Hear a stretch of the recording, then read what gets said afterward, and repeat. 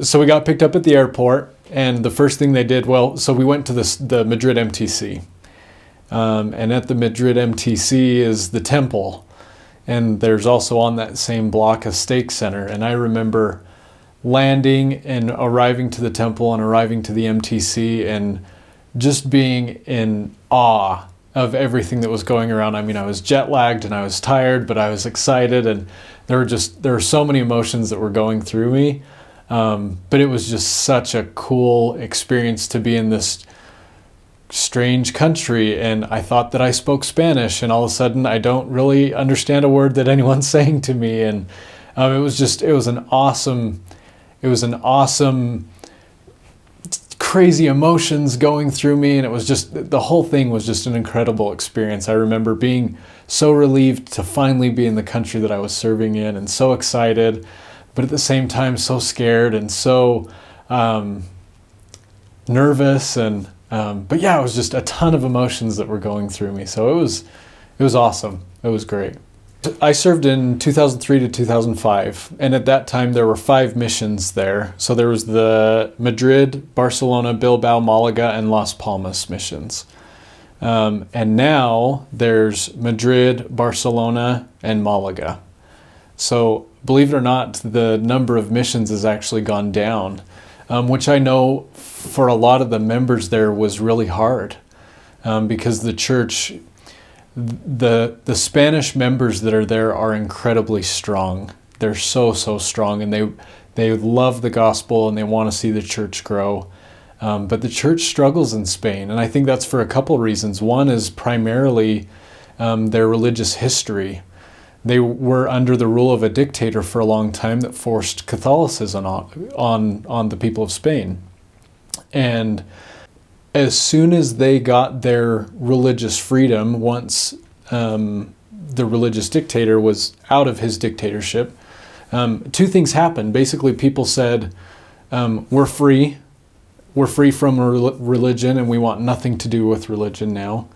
Or, I was under the rule of this dictatorship for 70 years of my life, and I loved it, and I'm not going to change. I'm going to be Catholic for the rest of my life. So there's really 2 sentiments in Spain. I think it's one, I'm Catholic, and I will always be Catholic for the rest of my life, and you're not going to change that.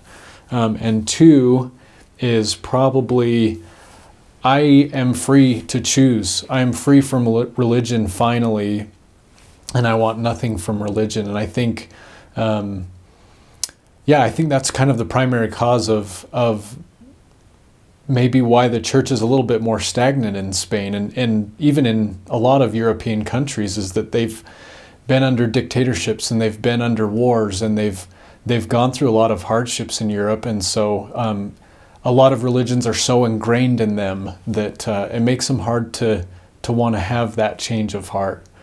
There was a city that I served in that had a winery, and so anybody in that city, like, wine was not only part of what they drank, but it was their job, and it was their life. And so wine is very big in Spain, and so a lot of people have to give that up, and that was a hard thing.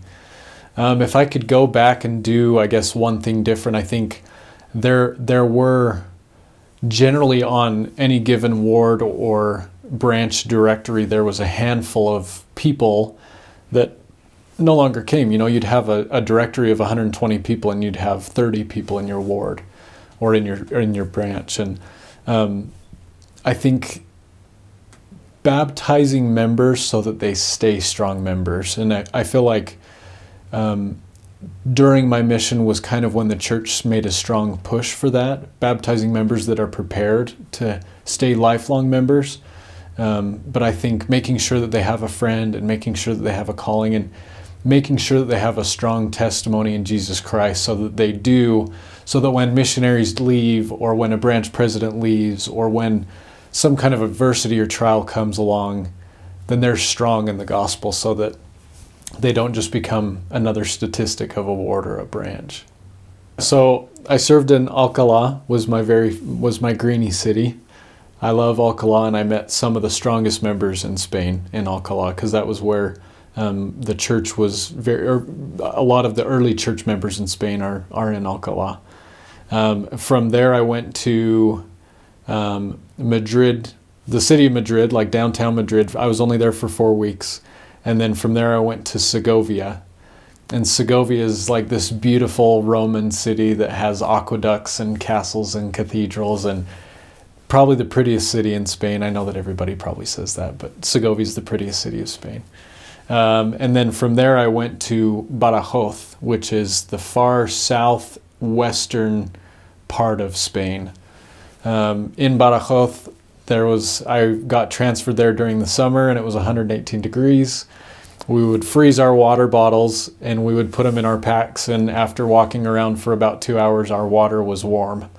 So our ice bottles were now warm water. From there, I went to Ciudad Real, which is a city just south, about a 3-hour bus drive or an hour train ride south of Madrid.